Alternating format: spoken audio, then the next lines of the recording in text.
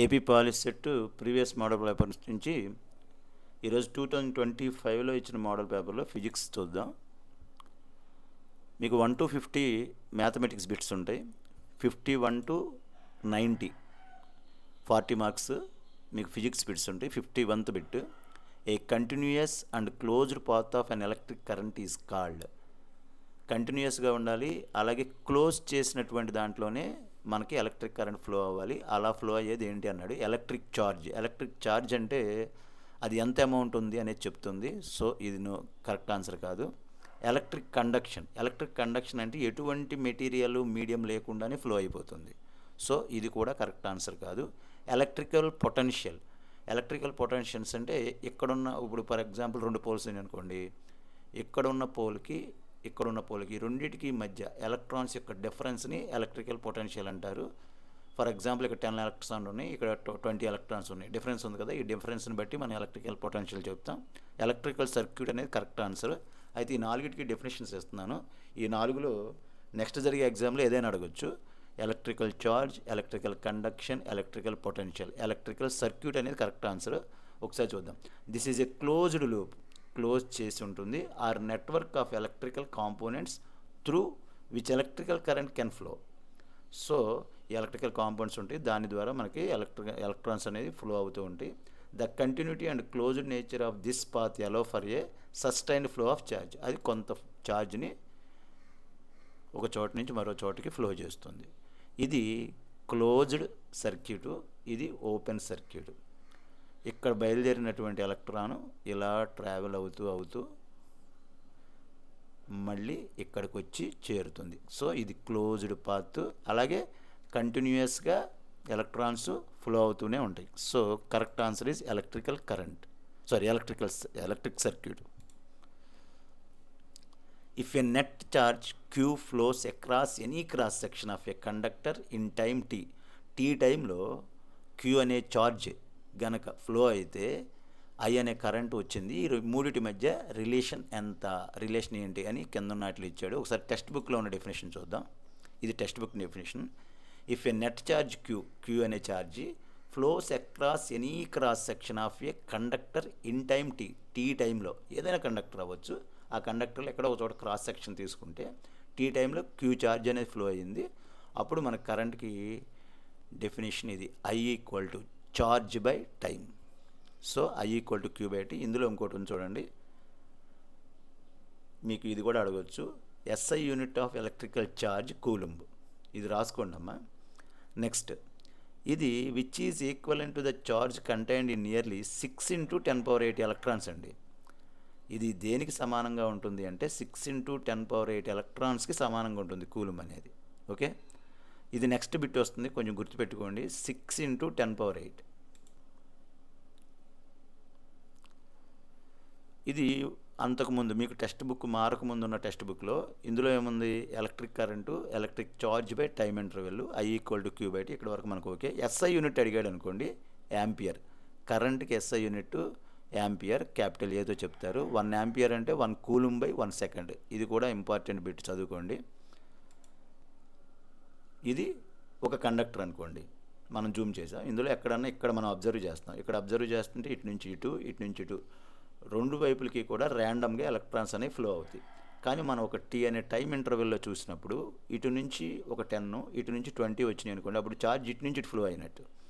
ఎక్కువ ఇటు నుంచి వచ్చిందంటే ఇటు నుంచి ఇటు ఫ్లో అయినట్టు. సరే, అలా ఫ్లో అయినప్పుడు తీసుకున్న దాన్ని ఛార్జ్ అంటాము. ఈ ఛార్జ్ ఎంత టైంలో చూస్తున్నాం, T టైంలో చూస్తున్నాం. కాబట్టి Q బై T అనేది అక్కడ ఫ్లో అయిన కరెంట్ని చెప్తుంది. సో కరెక్ట్ ఆన్సర్ ఏంటి, I equal to Q by T. Next, 1 coulomb is equivalent to the charge contained. ఇప్పుడే మనం చూసాం ఒక కూలుంబ్ అనేది ఎంత ఛార్జ్కి, ఎలక్ట్రాన్స్కి సమానం అవుతుంది అని. వెంటనే మీరు ఏం చేస్తారంటే 6 × 10⁸ ఎలక్ట్రాన్స్ అని చూసాం కదా మనం ఇంతకుముందు, వెంటనే దీన్ని టిక్ పెట్టేస్తారు. తప్పు, ఎందుకంటే ఇక్కడ 0.6 అని ఉంది. మరి కింద ఉన్న వాటిలో ఏంటి అంటే 6.25 × 10⁸ ఎలక్ట్రాన్స్ అండి. ఒకసారి ఇంతకుముందు చూసినటువంటి టెక్స్ట్ బుక్ చూద్దామా. ఇదిగోండి, which is equivalent to the charge contained in nearly 6 × 10⁸ electrons. క్లియర్గా ఉంది కదా, 6 × 10⁸ ఎలక్ట్రాన్స్. మరి ఇక్కడ 0.6 ఉంది, ఇక్కడ 1.6 ఉంది, ఇక్కడ 16 ఉంది. సో 3 తప్పే. 6.25 ఇంటూ 10⁸ రైట్. మరి ఇందులో 6.25 ఉంది కదా అని చెప్తే ఈ 5ని కనుక మనం ఎలిమినేట్ చేస్తే 5 ఉంది కాబట్టి ఈ ముందు నెంబర్కి యాడ్ చేస్తాం, అంటే 6.3 వస్తుంది. ఇది 5 కంటే తక్కువ నెంబర్ కాబట్టి ఈ డిజిట్ని కూడా తీసేయాలి అంటే అప్పుడు ఎంత అవుతుంది? 6 అవుతుంది. సో అప్రాక్సిమేట్లీ 6 ఇంటూ 10⁸ అని టెక్స్ట్ బుక్లో ఇచ్చాడు. కరెక్ట్గా చూస్తే 6.25 into 10⁸ electrons. So correct answer is 3. అమ్మ 0.6 పెడతారేమో చూసుకోండి. Next, work done to move a unit charge. ఒక యూనిట్ ఛార్జ్ ఒక చోట నుంచి మరో చోటకి కదిలితే అక్కడ జరిగేది ఏంటి? ఎలక్ట్రికల్ పొటెన్షియల్ డిఫరెన్సా, ఎలక్ట్రికల్ కరెంటా, ఎలక్ట్రికల్ రెసిస్టెన్సా, ఎలక్ట్రికల్ పవరా అని అడుగుతున్నారు. ఇందులో ఎలక్ట్రికల్ పొటెన్షియల్ డిఫరెన్స్ అవుతుంది. ఒకసారి వీటికి కూడా మనం టెక్స్ట్ బుక్లో ఏమి ఇచ్చారో చూద్దాం. We define the electrical potential difference between 2 points in an electric circuit. ఒక ఎలక్ట్రిక్ సర్క్యూట్ కనుక మనం తీసుకున్నాం, అందులో ఏమైనా 2 పాయింట్ల మధ్య ఈ పొటెన్షియల్ డిఫరెన్స్ ఎలా ఉంది అంటే carrying a some current in the work done to move a unit charge from 1 point to another point. So potential డిఫరెన్స్ని ఎలా క్యాలిక్యులేట్ చేస్తాం? వర్క్ డన్ ఎంత పని జరిగింది బై ఛార్జ్ ఎంత ఛార్జ్ వెళ్ళిందో చూస్తే మనకు వస్తుంది. సో అదేంటిది? Potential difference. So V equal to W/Q. V అనేది పొటెన్షియల్ డిఫరెన్స్ కాబట్టి ఆన్సర్ ఎలక్ట్రికల్ పొటెన్షియల్ డిఫరెన్స్ అవుతుంది.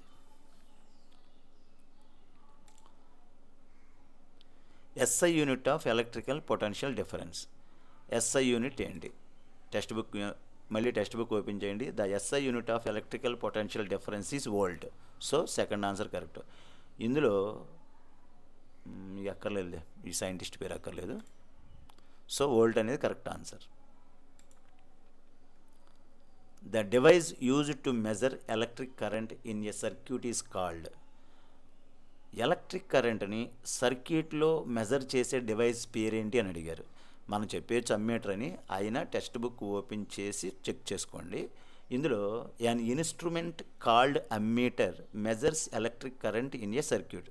ఆన్సర్ వచ్చింది కదా, అమ్మీటర్ అనేది మనకి కరెక్ట్ ఆన్సర్. అయితే దీని తర్వాత ఇంకో సెంటెన్స్ ఉందో చూడండి. It is always connected in series. Ammeter ఎప్పుడూ కూడా సర్క్యూట్లో సిరీస్లో కలుపుతాం. ఇది ఒక బిట్ అమ్మ, ఇది మీరు స్క్రీన్ షాట్ తీసుకుని రాసుకుని చదువుకోండి. Ammeter always connected in series. మరి వోల్ట్ మీటర్ దీనికి reverse. Voltmeter is always connected in parallel. వోల్ట్ మీటర్ని ప్యారలల్గా కలుపుతాము, అమ్మీటర్ని సిరీస్లో కలుపుతాము. మనకి అమ్మీటర్తో పాటు ఇంకో 2 బిట్స్ వచ్చినాయి దీంట్లో. Next, in an electric circuit 3 resistors. ఇప్పుడు 5 ohms, 10 ohms, 15 ohms ఒక 3 రెసిస్టర్స్ కలిపాడు. అలాగే 60 volts బ్యాటరీ ఇచ్చాడు. మనకేం కనుక్కోమన్నాడు? I కనుక్కోమన్నాడు. సరే, ఇప్పుడు ముందు రెసిస్టర్స్ ఇచ్చాడు కాబట్టి రెసిస్టర్స్ చూద్దాం. రెసిస్టర్స్ 3 రెసిస్టర్స్ని కలిపితే సిరీస్లో కదమ్మా, సిరీస్లో కాబట్టి R1 + R2 + R3. ఒకవేళ ఇది ప్యారలల్ అనుకోండి, సిరీస్ కాకుండా 1/R1 + 1/R2 + 1/R3 క్యాలిక్యులేట్ చేయాలి. ఇక్కడ సిరీస్ అని ఇచ్చాడు కాబట్టి 3 కలిపేయడమే.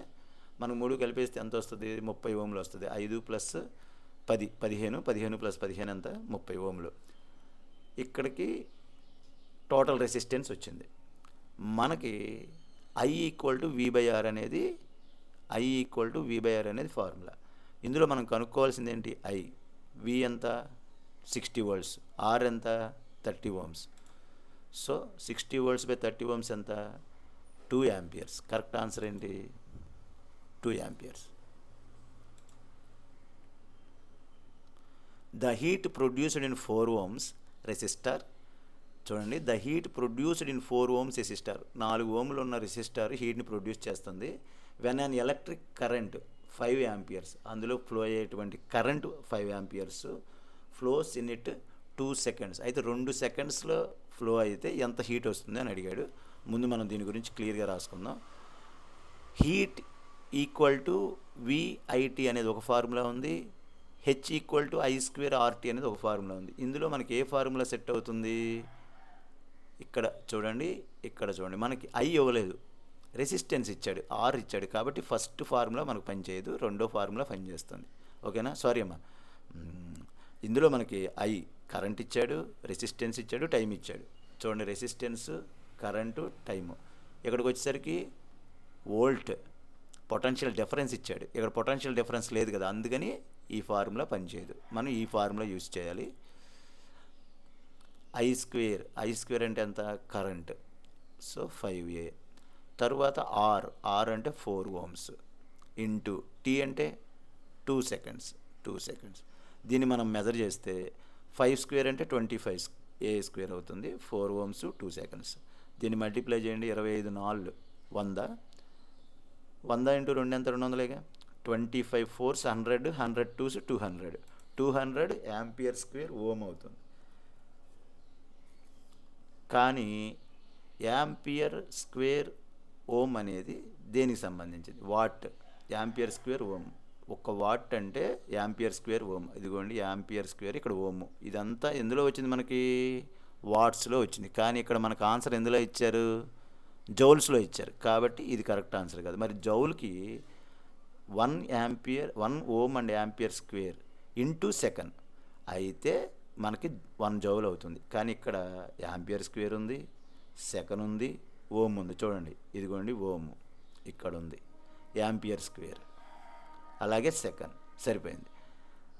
యాంపియర్ స్క్వేరు, ఓము, సెకండ్, ఇదంతా జౌల్స్. మనకి మెజర్మెంట్ జౌల్ అయిపోయినాయి. మరి 2 × 100 ఎంత అవుద్ది? 200. సో 200 జౌల్స్ అనేది మనకు ఆన్సర్.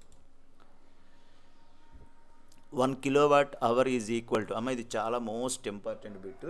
మీరు నెక్స్ట్ ఇంటర్మీడియట్ చదివినా, పాలిటెక్నిక్ ఏదైనా కోర్స్ తీసుకున్నా, దేనికైనా సరే 1 kWh అనేది ఎప్పుడు మనకు అవసరం అవుతుంది. ముందు కిలో అంటే ఏంటో నేర్చుకుందాం. కిలోవాట్ అంటే ఏంటి? 1000 watts అనమాట. మరి అవర్స్ని సెకండ్స్లో క్యాలిక్యులేషన్ చేయాలి. SI యూనిట్స్ సెకండ్సే కదా. 1 hour అంటే 60 minutes. 60 minutesని సెకండ్లో మారిస్తే 60 × 60 seconds. టోటల్ ఎంత? 3600 seconds. అంటే 1 hour అంటే 3600 seconds ఉంటాయి.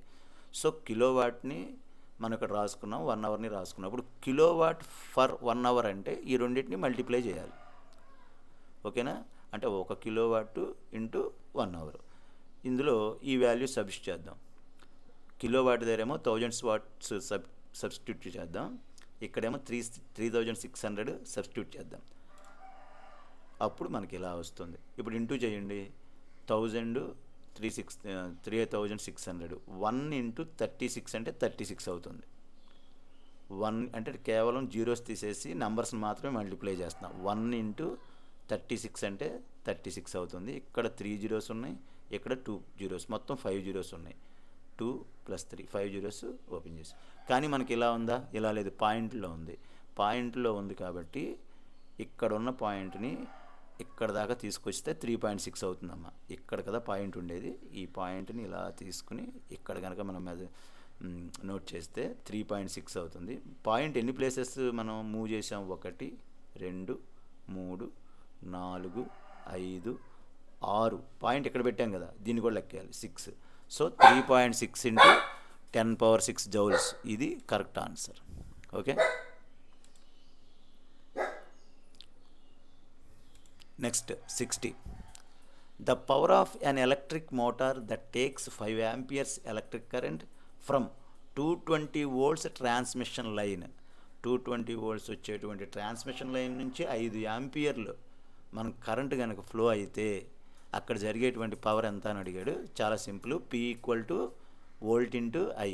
V అంటే ఎంత? 220. I అంటే ఎంత? 5 amperes. రెండు మల్టిప్లై చేస్తే మనకి 1100 watts వస్తుంది. So 4th bit right. Next 61th bit. The region surrounding a magnet in which is the influence of that magnet can be detected is called. అంటే మ్యాగ్నెట్ చుట్టూ ఉన్న ప్రాంతంలో ఏదైనా మెటల్ని మనం కనుక ఇన్సర్ట్ చేస్తే ఈ కింద ఉన్న వాటిలో దేన్ని బట్టి అది డిటెక్ట్ చేస్తుంది అని అడిగాడు. మ్యాగ్నెటిక్ లెంత్ అనేది నేను నెక్స్ట్ స్లైడ్లో మీకు డెఫినేషన్స్ ఇస్తాను, మామూలుగా ఎక్స్ప్లెయిన్ చేస్తున్నాను. మ్యాగ్నెటిక్ లెంత్ అనేది మ్యాగ్నెటిక్ ఫీల్డ్కి సంబంధం లేదు. ఇక్కడ అడిగింది చూడండి క్లియర్గా. ద రీజియన్ అంటే ప్రాంతం. The region surrounding a magnet చుట్టూ ఉన్న ప్రాంతంలో in which the influence of that magnet can be detected is called.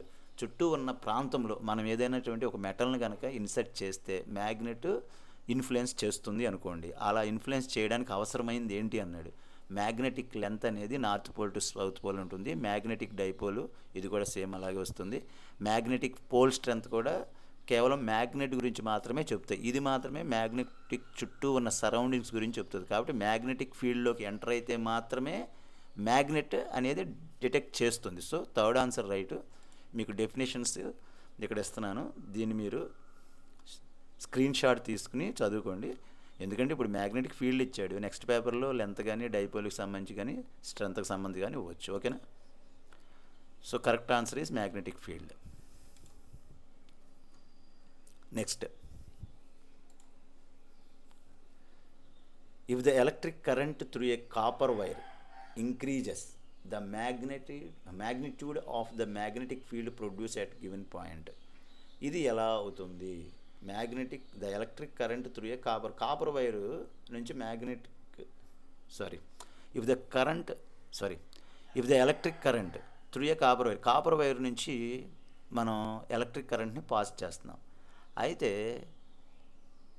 ఈ వైర్ని ఇంక్రీజ్ చేసాం, పొడవు పెంచాం, అప్పుడు ఏం జరుగుతుంది? డిక్రీజా, సేమా, ఇంక్రీజా, బికమ్ ఈక్వల్ టు జీరోనా? మనకి బి ప్రపోర్షనల్ టు ఐ అని ఉంది. ఇక్కడ ప్రపోర్షనల్ అని ఉన్నప్పుడు రెండూ కూడా న్యూమరేటర్లో ఉంటే బి ఇంక్రీజ్ అయితే ఐ ఇంక్రీజ్ అవుతుంది, బి డిక్రీజ్ అయితే ఐ డిక్రీజ్ అవుతుంది. అలా కాకుండా ఇక్కడ 1/, అని ఉందనుకోండి, 1/, అని ఉండి ఐ కనుక కింద ఉంటే బి ఇంక్రీజ్ అయితే ఐ డిక్రీజ్ అవుతుంది. కింద ఉంటే అంటే నా ఉద్దేశం ఏంటంటే ఇటు పక్కన ఒక ఫ్యాక్టర్ ఉండి ఇది డినామినేటర్లో కనుక ఉంటే 1/i కానీ ఇంకేదన్నా కానీ, అంటే డినామినేటర్లో ఐ ఉంటే అప్పుడు బి ఇంక్రీజ్ అయితే ఐ డిక్రీజ్ అవుతుంది. ఇక్కడ మనకి ఫ్రాక్షన్స్ ఏమీ లేవు కదా, సో బి ఇంక్రీజ్ అయితే ఐ ఇంక్రీజ్ అవుతుంది. ఇక్కడ ఇంక్రీజెస్ అనేది correct answer. The magnetic field at all points inside A solenoid carrying electric current. Solenoid చుట్టూ ఉన్నటువంటి మ్యాగ్నెటిక్ ఫీల్డ్ ఎలా కరెంట్ ఎక్కడ చూడండమ్మా, టెక్స్ట్ బుక్ చూడండి, ఇక్కడ నుంచి చూస్తే చాలు. The magnetic field of a solenoid carrying a current is similar to that the bar magnet. Similar అంటే ఏంటి? యూనిఫామ్గా ఉంటుంది. మ్యాగ్నెటిక్ ఫీల్డ్ ఆఫ్ ఎ సోలినాయిడ్ని తయారు చేసుకుని దానికి గనక మనం కరెంట్ ఇస్తే మనకి కరెంట్ ఎలా ఫ్లో అవుతుందో అలాగే మన మ్యాగ్నెటిక్ ఫీల్డ్ కూడా ఉంటుంది. సో ఇది చేంజ్ అవ్వదు, మనం కరెంట్ చేంజ్ చేస్తేనే చేంజ్ అవుతుంది. సో ఈజ్ యూనిఫామ్ అనేది మనకి correct answer. The direction of force on a current carrying conductor in magnetic field is given by. ఇక్కడ ఫోర్స్ ఇచ్చాడు, మ్యాగ్నెటిక్ ఫీల్డ్ ఇచ్చాడు, దీనికి సంబంధించి ఈ కింద ఉన్న వాటిలో ఏంటన్నాడు? జౌల్స్ లా కాదు, ఓమ్స్ లా మనకేంటి?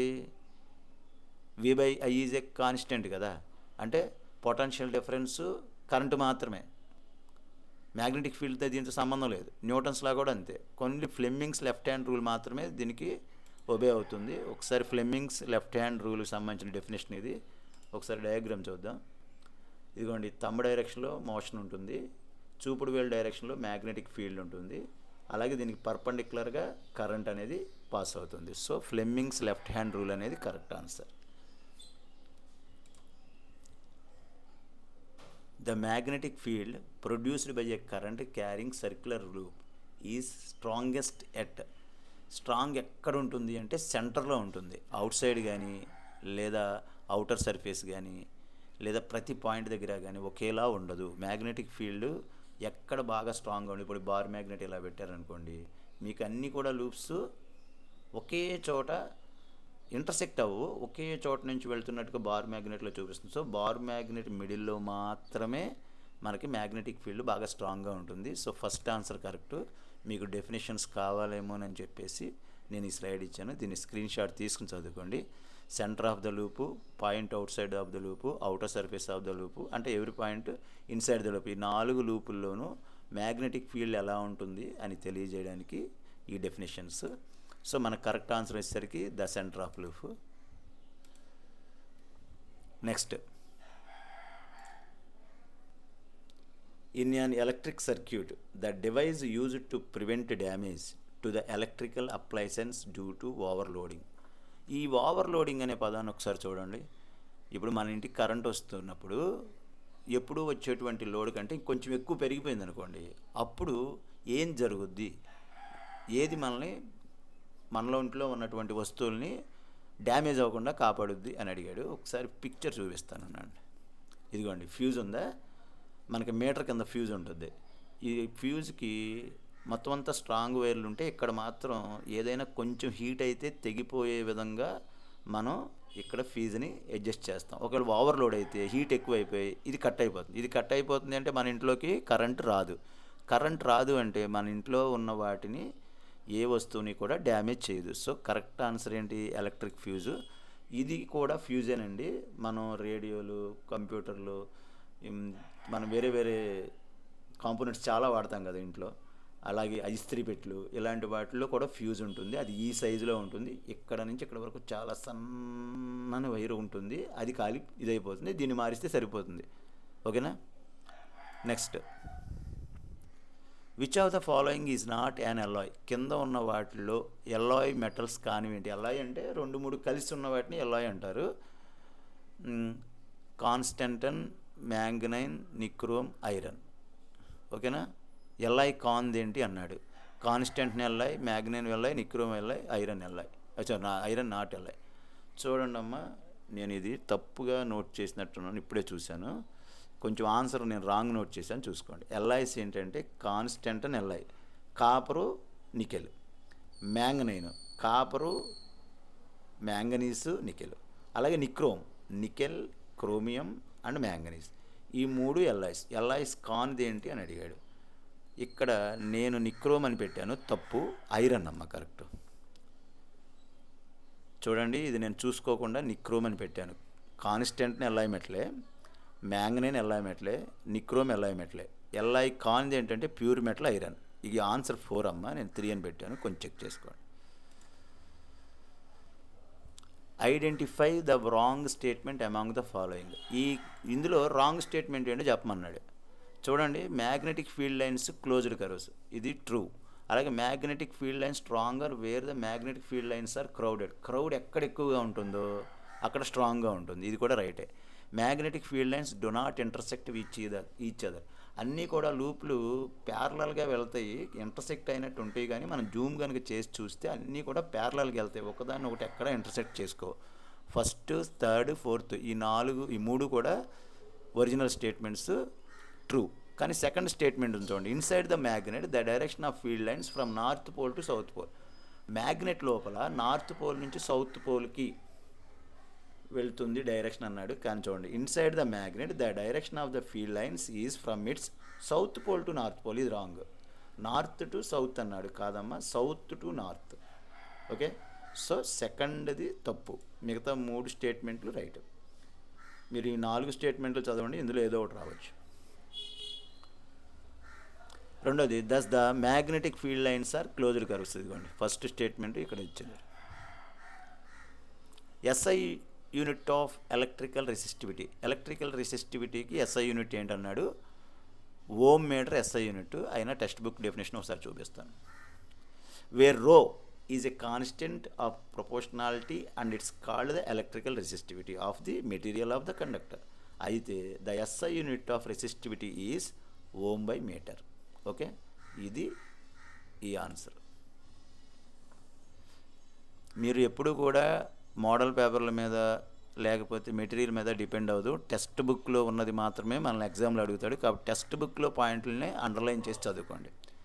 Which of the following is an insulator. కింద ఉన్న వాటిలో ఇన్సులేటర్ అంటే ఏంటి? ఇన్సులేటర్ అంటే కరెంటును ఫ్లో చేయింది. ఇక్కడ కాపర్ మెటల్ కాబట్టి కరెంట్ ఫ్లో చేస్తుంది. సిల్వర్ మెటల్ కరెంటును ఫ్లో చేస్తుంది. అల్యూమినియం మెటల్ కరెంటును ఫ్లో చేస్తుంది. ఈ మూడిట్లో కూడా ఫ్రీ ఎలక్ట్రాన్స్ ఉంటాయి కాబట్టి అవి కరెంటుని ఫ్లో చేస్తాయి. రబ్బర్, ఇందులో ఫ్రీ ఎలక్ట్రాన్స్ ఉండవు కాబట్టి ఇది insulator. The image formed by a plane mirror is. Plane mirror ఇమేజ్ని ఎలా ఫార్మ్ చేస్తుంది అని అడిగాడు. ఒకసారి ఇమేజ్ని చూద్దాం. ఇదిగోండి, ఇది మిర్రర్ అయితే ఇమేజ్ ఈ మిర్రర్ బ్యాక్ సైడ్ ఉంటుంది. దీన్ని మనం టచ్ చేయగలమా? టచ్ చేయలేం. టచ్ చేయలేనటువంటి ఇమేజ్ ఏదైతే ఉందో దాన్ని విర్చువల్ ఇమేజ్ అంటారు. 2 ఇది ఎలా ఉందో ఇది కూడా అలాగే ఉంది, అంటే ఎరెక్ట్. ఒకవేళ ఇది రివర్స్లో ఉందనుకోండి, ఇది రివర్స్లో ఉంటే మరి మారిపోతుంది. ఇది ఎలా ఉంది, ఇది అలాగే ఉంది, అంటే విర్చువల్ అండ్ ఎరెక్ట్. ఓకేనా? ఇక్కడ చూడండి, ఒకవేళ రివర్స్లో ఉంటే దీన్ని ఏమంటాం, ఇన్వర్టెడ్ అంటాం. ఈ రెండు ఇన్వర్టెడ్లు తప్పు. Virtual and erect right, real and erect తప్పు. సో ఫస్ట్ ఇది రైట్. విర్చువల్ అంటే దీన్ని మనం టచ్ చేయలేం. ఎరెక్ట్, ఈ పిక్చర్ ఎలా ఉందో ఇది కూడా అదే డైరెక్షన్లో ఉంది. The distance between the pole and the principal focus of spherical mirror is. ఒకసారి పిక్చర్ చూడండి, ఇదిగోండి, ఇది పోల్ అంటే ఇక్కడ ఉంటుంది, ప్రిన్సిపల్ ఫోకస్ అంటే ఇక్కడ ఉంటుంది. ప్రిన్సిపల్ ఫోకస్కి పోల్కి మధ్య ఉన్న డిస్టెన్స్ని ఏమంటారు, ఫోకల్ లెంత్ అంటారు. ప్రిన్సిపల్ ఫోకస్కి సెంటర్కి మధ్య ఉన్నది ఏంటి, రేడియస్. ఎఫ్ అనేది రేడియస్లో సగం ఉంటుంది, లేదా రేడియస్ అనేది ఎఫ్ ఫోకల్ లెంత్ని డబల్ చేస్తే సరిపోతుంది. అంటే F equal to 2F equal to R అనేది మనకు ఫార్ములా. అది నెక్స్ట్ బిట్లో వస్తుంది. ఇక్కడ చూడండి, image distance, object distance, focal length. Focal length right answer. Focal లెంత్కి డెఫినేషన్ ఇది టెక్స్ట్ బుక్లో ఉన్నది. ఇది కూడా స్క్రీన్ షాట్ తీసుకుని రాసుకోండి. A diminished virtual and erect image formed by. ఈ కింద ఉన్న వాటిలో ఏది ఫామ్ చేస్తుంది, డిమినిష్గా ఉండాలి అంటే చిన్నగా ఉండాలి, విర్చువల్ అది మనం టచ్ చేయడానికి లేదు, అండ్ ఎరెక్ట్ నిలువుగా ఉండాలి. సో ఫస్ట్ నేనేం చేశానంటే కాన్కేవ్ లెన్స్ తీసుకున్నాను. నేను ఇక్కడ ఉన్నది మిర్రరు, మీకు తెలియడం కోసం కాన్కేవ్ లెన్స్ తీసుకున్నా. కాన్కేవ్ లెన్స్లో డిమినిష్డ్, విర్చువల్ అండ్ ఎరెక్ట్. ఓకేనా? డిమినిష్గా ఉంది, విర్చువల్గా ఉంది, ఎరెక్ట్గా ఉంది. ఇక్కడ ఇచ్చినటువంటి ఆప్షన్స్ మిర్రర్లో కాకుండా లెన్స్లో ఇస్తే కాన్కేవ్ లెన్స్ ఇవ్వాలి. చూడండి అమ్మ, కాన్కేవ్ లెన్స్ ఏ ఇమేజ్లో అయితే ఫామ్ చేస్తుందో దానికి రివర్స్లో కాన్కేవ్ కదా, రివర్స్ ఏంటి, కాన్వెక్స్. కాన్వెక్స్ మిర్రర్ కూడా same to same. Concave lens is equal to concave mirror. ఓకేనా? Concave lens is equal to convex mirror. ఒకదానికొకటి రివర్స్లో ఉంటాయి. ఇదిగోండి, అక్కడ మనం చూసింది కాన్కేవ్ లెన్స్, ఇక్కడ ఏంటిది convex mirror. Same to same, diminished, virtual and direct. కాబట్టి మన ఆన్సర్ ఏంటి, convex mirror. Second option right. The mirror used by a dentist to see a large image that is. ఇప్పుడు ఇమేజ్ మనం object యొక్క length మారుస్తున్న కొద్ది image size పెరుగుతూ ఉంటే మాత్రమే డాక్టర్ గారు మన డెంట్స్ని పరిశీలించగలరు. మరి ఇక్కడ చూడండి, హైలీ డిమినిష్డ్, నెక్స్ట్కి డిమినిష్డ్ పెరిగింది, ఆ తర్వాత సేమ్ సైజ్ వచ్చింది, ఆ తర్వాత ఎన్లార్జ్ అయింది, ఆ తర్వాత హైలీ ఎన్లార్జ్ అయింది, ఆ తర్వాత ఇంకా ఎన్లార్జ్ అయింది. సో ఈ సిచ్యువేషన్లో మాత్రమే మనకి దానిని ఇమేజ్ సైజు పెంచుకుంటూ వెళ్ళొచ్చు, ఆబ్జెక్ట్ని దూరంగా పెట్టేకుంది. ఇది దేనికి సంబంధించింది, కాన్కేవ్ మిర్రర్ సంబంధించింది. ఇంతకుముందే చెప్పా, కాన్కేవ్ మిర్రర్ కాన్వెక్స్ లెన్స్కి సమానం అని. ఇక్కడ లెన్స్ అవ్వలేదు కాబట్టి concave mirror first option right. ఇక్కడ మీరు చూసుకుంటూ ఉంటే సైజ్ పెరుగుతూ వచ్చింది, సైజ్ పెరుగుతూ వచ్చింది మాత్రమే డాక్టర్ గారు యూజ్ చేయగలరు. A ray of light travelling in air enters a obliquely into water. This light ray, చూడండి, ఇది ఎయిర్ అనుకోండి, ఇది వాటర్ అనుకోండి. మనం ఒక లైట్ రే ఇలా పాస్ చేసాం. పాస్ చేసిన తర్వాత ఈ ఇంటర్ఫేస్ని, ఏదైతే ఇంటర్ఫేస్ అంటే టూ మీడియమ్స్ని సపరేట్ చేసేటువంటి లైన్, ఈ ఇంటర్ఫేస్ ఎక్కడైతే టచ్ అయిందో అక్కడ మనం పర్పెండిక్యులర్ లైన్ గీస్తాము. ఆ లైన్ పేరు నార్మల్ అంటారు. ఈ నార్మల్ అన్నప్పుడు యాక్చువల్గా ఈ లైట్ రే ఎలా వెళ్ళాలి, ఇలా వెళ్ళిపోవాలి. కానీ ఇలా వెళ్ళకుండా అదేమైంది, కొంచెం ఇటు పక్కకి వంగింది, అంటే నార్మల్ వైపుకి వంగింది. ఇక్కడ టువార్డ్స్ నార్మల్ అని ఎక్కడైతే ఉందో అది ఆన్సర్ అవుతుంది. Bends away from normal. Away from normal అంటే దూరంగా కాదుగా, passes through the normal at surface of separation. Normal నుంచి ఏమైనా వెళ్ళిపోయిందా, లేదుగా. Bends towards the normal, normal వైపు వంగింది, ఇది right. Okay, third option right. ఒకవేళ దీన్ని రివర్స్ చేయండి, వాటర్లో నుంచి కనుక ఎయిర్లోకి వెళ్ళింది అనుకోండి, అప్పుడు ఇది రాయాలి. ఇక్కడ మీకు ఎయిర్ నుంచి వాటర్కి వచ్చిందంటే ఈ మీడియము, ఈ మీడియము, ఇదేంటి, ఈ మీడియం పేరేంటి, ఈ మీడియం పేరేంటి, ఇది డెన్సర్ మీడియం. ఓకేనా? మరి ఇదే మీడియం ఐడియా ఉందా, రేరర్ మీడియం అంటారు. రేరర్ మీడియం నుంచి డెన్సర్ మీడియంలోకి ట్రావెల్ అయితే టువార్డ్స్ నార్మల్ అనేది బెండ్ అవుతుంది. ఒకవేళ డెన్సర్ నుంచి రేరర్లోకి, అంటే వాటర్ నుంచి ఎయిర్లోకి కనుక వెళితే అవే ఫ్రమ్ నార్మల్, నార్మల్కి దూరంగా వెళుతుంది. అప్పుడు ఆన్సర్ ఇది నోట్ చేయాల్సి ఉంటుంది. The focal length of a spherical mirror is 10 centimeters radius. ఇంతకుముందే చెప్పాను నేను, 2f ఈక్వల్ టు ఆర్ అని.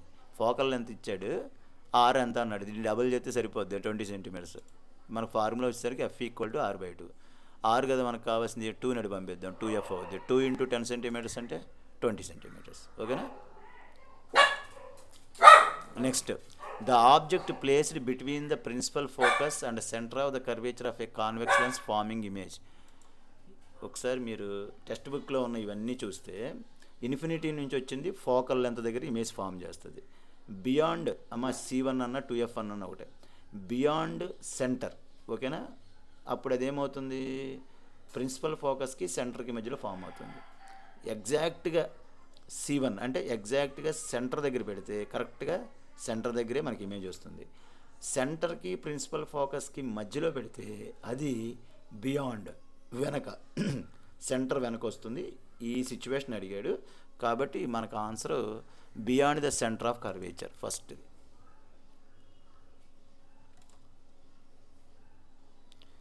The power of lens 4D it's focal length ఇది చాలా సింపుల్ అమ్మా. అయితే ఇక్కడ 2 ఫార్ములాలు ఉంటాయి.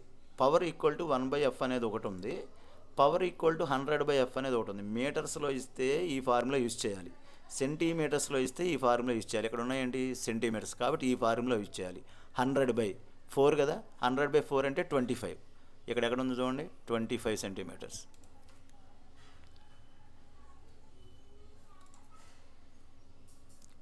If the height of the image is equal to the height of an object placed near a spherical lens, then the magnification is. అంటే image యొక్క height object యొక్క height ఈ రెండు సమానమైతే మ్యాగ్నిఫికేషన్ ఎంత అవుతుంది, 2 ఈక్వల్ అంటే 1 వస్తుంది. So equal to 1. Next, an object is placed at a distance 30 centimetres. అమ్మ ఇది కొంచెం ప్రాబ్లమ్ చేసి చూపిస్తాను క్లియర్గా. మనకు ఫార్ములా వచ్చేసరికి 1/f equal to 1/v minus 1/u. ఇందులో మనకి ఏమిచ్చాడు చూడండి, ఫోకల్ లెంత్ f ఇచ్చాడు, f20 ఇచ్చాడు. తర్వాత ఆబ్జెక్ట్ డిస్టెన్స్ ఇచ్చాడు, ఆబ్జెక్ట్ డిస్టెన్స్ అంటే u ఇచ్చాడు, v కనుక్కోమన్నాడు. సో క్లియర్గా రాసుకుందాం, ఆబ్జెక్ట్ డిస్టెన్స్ -30 సెంటీమీటర్స్. ఎందుకు అని అంటే లెన్స్ నుంచి రివర్స్లో మనం క్యాలిక్యులేషన్ చేస్తున్నాం. లెన్స్ నుంచి రైట్ డైరెక్షన్లో డిస్టెన్స్ మెజర్ చేస్తే ప్లస్ వాల్యూ తీసుకోవాలి, లెన్స్ నుంచి లెఫ్ట్ డైరెక్షన్లో డిస్టెన్స్ మెజర్ చేస్తే దానికి సైన్ కన్వెన్షన్ ప్రకారం మైనస్ తీసుకోవాలి. సో యూ అనేది -30 అవుతుంది. Focal length -20 centimetres. మళ్ళీ ఫోకల్ లెంత్ మైనస్ ఎందుకు తీసుకున్నారు అంటే కాన్కేవ్ లెన్స్కి మైనస్, కాన్వెక్స్ లెన్స్కి ప్లస్. ఓకే. నెక్స్ట్, ఇప్పుడు ఈ ఫార్ములాలో ఈ వాల్యూ సబ్స్టిట్యూట్ చేద్దాం.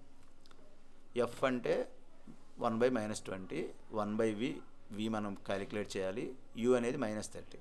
ఇప్పుడు ఈ మైనస్ని మన పై పంపించాం అనుకోండి, మైనస్ ఇంటూ మైనస్ ఏమవుతుంది, ప్లస్ అవుతుంది. సో ఇదంతా ఏం మారదు, ఇక్కడ ప్లస్ వస్తుంది మైనస్ తీస్తే. ఇప్పుడు v ఇలాగే ఉంది కదా, దీన్ని ఇటు తీసుకొద్దాం, దీన్ని ఇటు తీసుకొస్తే మైనస్ అవుతుంది. ఓకేనా, -1/20 -1/30. దీన్ని మీరు ఎల్సిఎం చేసి సింప్లిఫై చేస్తే ఎల్సిఎం ఎలాగో 16, 3 2 ఎంత అవుతుంది, 5 -5. ఎందుకంటే రెండింటికి కూడా సేమ్ సైన్స్ ఉన్నాయి కాబట్టి సేమ్ సైన్ అలాగే ఉంచి పైన ఉన్న 2 మనం యాడ్ చేయాలి. 5 × 60 అంటే 5 టేబుల్ ఇందులో 12 టైమ్స్ పోతుంది, -1/12. అమ్మ మైనస్ అనేది సైన్ కన్వెన్షన్ చెప్తుంది. సో ఇక్కడ మైనస్ ఇవ్వలేదని కన్ఫ్యూజ్ అవ్వద్దు. 1/v ఈక్వల్ టు 1/12 అని వచ్చింది కింద. న్యూమరేటర్స్ ఈక్వల్ కాబట్టి denominators is also equal, v equal to 12 centimetres అనేది correct answer. The delicate membrane having enormous number of light sensitive. ఇది కన్ను గురించి అడుగుతున్నాడు, మీకు టెక్స్ట్ బుక్లో ఇలా ఉంటుంది ఈ text book definition. The retina is a delicate, retina అనేది చాలా delicated membrane having a enormous number of light sensitive cells. Light sensitive cells అనేవి మనం లెక్క పెట్టలేని ఎన్నో ఉంటాయి. సో ఇక్కడ మనం అడిగిన దానికి ఆన్సర్ రెటీనా. ఇక్కడ ఏమన్నాడు, డెలికేట్ మెంబ్రెయిన్ అయి ఉండాలి, enormous number of light sensitive cells ఉండాలి. ఇలా సెల్స్ కలిగి ఉన్నది ఏంటి అని అడిగాడు, అది retina. Next, the amount of light entering the I regulated the control. మన కంట్లోకి ఎంత లైట్ వెళ్ళాలి ఎంత లైట్ వెళ్ళకూడదు అని కంట్రోల్ చేసేది ఏంటి అని అడిగాడు. సో అది ప్యూపిల్. దీనికి కూడా టెక్స్ట్ బుక్ డెఫినేషన్ ఇస్తున్నాను, చదువుకోండి. ఆన్సర్ వచ్చేసరికి ప్యూపిల్. ఇది చూడండి, iris is a dark muscle diaphragm that controls the size of the pupil. Iris ప్యూపిల్ని కంట్రోల్ చేస్తుంది. మరి ప్యూపిల్ ఏం చేస్తుంది? Pupil regulates and controls the amount of light entering the eye. ఐలోకి ఎంత కరెంట్ వెళ్ళాలనేది, ఐలోకి ఎంత లైట్ వెళ్ళాలనేది ప్యూపిల్ కంట్రోల్ చేస్తుంది. ప్యూపిల్ సైజ్ని కంట్రోల్ చేసేది ఐరిస్. ఐరిస్ అనేది ఓన్లీ కలర్డ్ పార్ట్. ఐలో ఉన్న ఒకే ఒక కలర్డ్ పార్ట్ ఏంటి అని అడిగితే ఐరిస్ అని రాయాలి. Okay, next. The minimum distance at which the object can be seen most distinctly without strain is called. మనం కన్నుకి ఎటువంటి స్ట్రెయిన్ లేకుండా దగ్గరగా, ఎంత దగ్గరలో ఉన్న వస్తువుని చూస్తామంటే నియర్ పాయింట్లో ఉన్న వస్తువుని చూస్తాం. అది ఎంత ఉంటుందంటే 25 సెంటీమీటర్స్ లోపు. 25 సెంటీమీటర్స్ కంటే ఇంకా తగ్గిందనుకోండి మనం చూడలేం, కన్ను నొప్పి వస్తుంది. సో అలా ఉన్నదాన్ని నియర్ పాయింట్ ఆఫ్ ఐ అంటారు. అంటే స్ట్రెయిన్ అవ్వకుండా మనం చూడగలిగేటువంటి distance. A person can see distinct objects clearly. దూరంగా ఉన్న వస్తువులు క్లియర్గా చూస్తున్నాయంట, but cannot see near objects distinctly. The person is suffering from hypermetropia. దగ్గరగా ఉన్న వస్తువులు చూడలేకపోతే హైపర్మెట్రోపియా, దూరంగా ఉన్న వస్తువులు చూడలేకపోతే మయోపియా. పిల్లల్లో, చిన్న పిల్లల్లో మయోపియా ఉంటుంది, అందుకని బోర్డు మీద వాళ్ళకి కనపడవు, అందరు కళ్ళజోళ్ళు వేసుకుంటారు. పెద్దవాళ్ళలో హైపర్మెట్రోపియా ఉంటుంది, 30 years దాటినటువంటి వాళ్ళలో. వాళ్ళు పేపర్ చదవలేరు. ఇలా గుర్తుపెట్టుకోండి.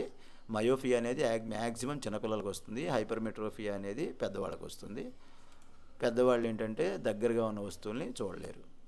The defect myopia can be corrected by using. మయోపియాని కరెక్ట్ చేసేది ఏంటంటే కాన్కేవ్ లెన్స్, హైపర్మెట్రోపియాకి convex lens. Okay, the band of the coloured components light beam is. ఒక లైట్ బీమ్లో 7 కలర్స్ ఉన్నాయనుకోండి, ఆ 7 కలర్స్ బ్యాండ్ని ఏమని పిలుస్తారు అన్నాడు. ఇక్కడ చూడండి, రిఫ్రాక్షన్ అంటే లైట్ బెండ్ అవ్వడం, డిస్పర్షన్ అంటే ఒక లైట్లో నుంచి 7 కలర్స్ బయటికి రావడం, అంతేగాని బ్యాండ్ కదమ్మా. స్కాటరింగ్ అంటే లైట్ అన్ని వైపులకి వెదజల్లడం, అన్ని వైపులకి వెళ్ళడం. స్పెక్ట్రమ్ అంటే ఇదిగోండి band. So answer spectrum right. మీకు అయినా సరే డెఫినేషన్ ఇస్తున్నాను 4కి. ఈ 4 డెఫినేషన్లో స్క్రీన్ షాట్ తీసుకుని చదువుకోండి.